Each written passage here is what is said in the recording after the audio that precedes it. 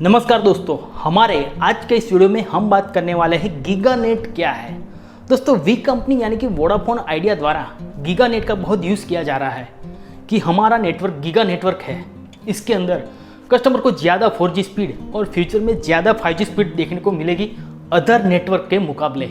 तो दोस्तों आखिर गीगानेट क्या है? दोस्तों जिस तरह से वोडाफोन और आइडिया दोनों कंपनियां एक हो चुकी तो उन्होंने अपनी कंपनी को नया नाम दिया वी कंपनी, वोडाफोन और आइडिया। इसी तरह से उनकी एक पुरानी सर्विस थी टर्बोनेट 4G, उसको भी उन्होंने नया नाम दिया है गीगानेट।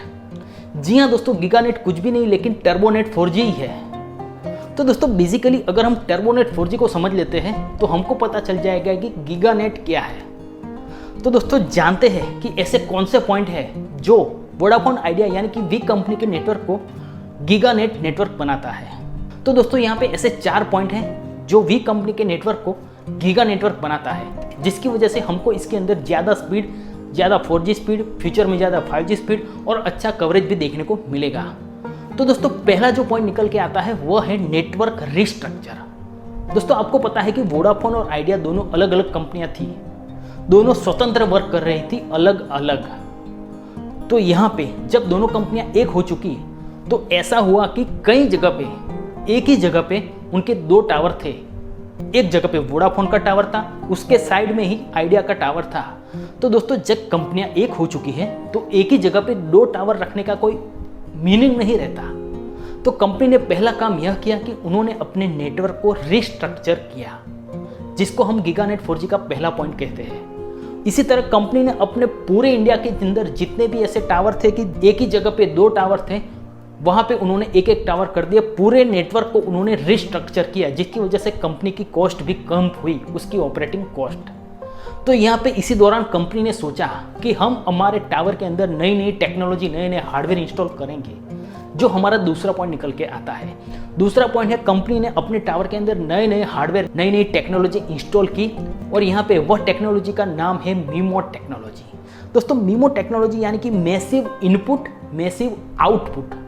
जब आप फ़ोन से रिक्वेस्ट करते हैं मेरे को गेम डाउनलोड करनी है, तो वह आपकी रिक्वेस्ट वेवलेंथ यानी कि फ्रीक्वेंसी के द्वारा टावर के अंदर जाती है और वहाँ से वह रिक्वेस्ट कंप्लीट होके तुरंत फिर वापस आती है और आप गेम डाउनलोड कर सकते हैं। यानी कि आपके फ़ोन में से इनपुट निकला, जो इनपुट गया टावर के अंदर, और वहाँ से आपकी रिक्वेस्ट का जो इनपुट गया था वह एक्सेप्ट की गई और वहाँ से आउटपुट निकला जो आपके फ़ोन के अंदर आया, जिसकी वजह से आप बहुत ही झड़प से गेम डाउनलोड कर सकें। तो दोस्तों इस तरह से एक टावर के अंदर बहुत सारी रिक्वेस्ट जाती है एक ही टाइम के अंदर। तो अगर वहाँ पे ऐसे एंटीना डाले जाए, ऐसे हार्डवेयर डाले जाए को जो ज़्यादा रिक्वेस्ट को एक्सेप्ट कर सके, तो ज़्यादा रिक्वेस्ट को फुलफिल भी कर सकेंगे। यानी कि ज़्यादा इनपुट टावर के अंदर जाएंगे तो ज़्यादा आउटपुट बाहर के निकल आएंगे। यानी कि वहाँ पे ज़्यादा कस्टमर को सर्विस मिलेगी और वो भी स्पीड के साथ। ऐसा नहीं होगा कि अभी उसकी रिक्वेस्ट खत्म हो रही थी दूसरों को वेटिंग में राह देखना पड़े, ऐसा नहीं होगा। यानी कि यहाँ पे हमको अच्छी स्पीड देखने को मिलेगी। और दोस्तों मीमो टेक्नोलॉजी के भी अलग अलग प्रकार आते हैं, 2x2 मीमो, 4x4 मीमो, उसकी हम बात फिर कभी करेंगे। तो यहाँ पे दूसरा पॉइंट था मीमो टेक्नोलॉजी। अब तीसरा पॉइंट निकल के आता है 4G ऑन 900 मेगाहर्ट्ज। दोस्तों 900 मेगाहर्ट्ज एक ऐसी फ्रीक्वेंसी है, ऐसा बैंड है जिसके ऊपर ज़्यादा कवरेज देखने को मिलता है, जिसकी वेवलेंथ ज़्यादा है, तरंग लंबाई ज़्यादा है, जिसके ऊपर मोस्टली 2G कस्टमर को ही सर्विस दी जाती है। अब यहाँ पे क्या हुआ कि बहुत सारे 2G कस्टमर 4G की सर्विस का यूज़ करने लगे, जिसकी वजह से 900 मेगाहर्ट्ज की फ्रीक्वेंसी ऊपर 2G कस्टमर का जो ट्रैफिक था वो कम हो गया। तो कंपनी ने सोचा क्यों ना हम 900 मेगाहर्ट्ज की फ्रीक्वेंसी पर 4G सर्विस प्रोवाइड करें, जिसकी वजह से कस्टमर को 4G सर्विस के अंदर कवरेज ज़्यादा देखने को मिले। यहाँ पे स्पीड भी अच्छी देखने को मिलेगी, जो मीमो टेक्नोलॉजी की वजह से 900 मेगाहर्ट्ज के ऊपर 4G प्रोवाइड करने से कवरेज भी अच्छा देखने को मिलेगा। अब जो चौथा पॉइंट निकल के आता है वह है स्पेक्ट्रम रिफ्रेमिंग, फ्रीक्वेंसी रिफ्रेमिंग। दोस्तों दोनों कंपनियां अलग थी, दोनों कंपनियों के पास अपनी अपनी फ्रिक्वेंसियां थी, अपने अपने बैंड थे कस्टमर को सर्विस प्रोवाइड करने के लिए, जिसकी वजह से स्पेक्ट्रम यानी कि फ्रीक्वेंसी को नेटवर्क के ऊपर फिर से रिफ्रेमिंग किया गया, जिसकी वजह से उनका अच्छी तरह से इस्तेमाल किया जा सके।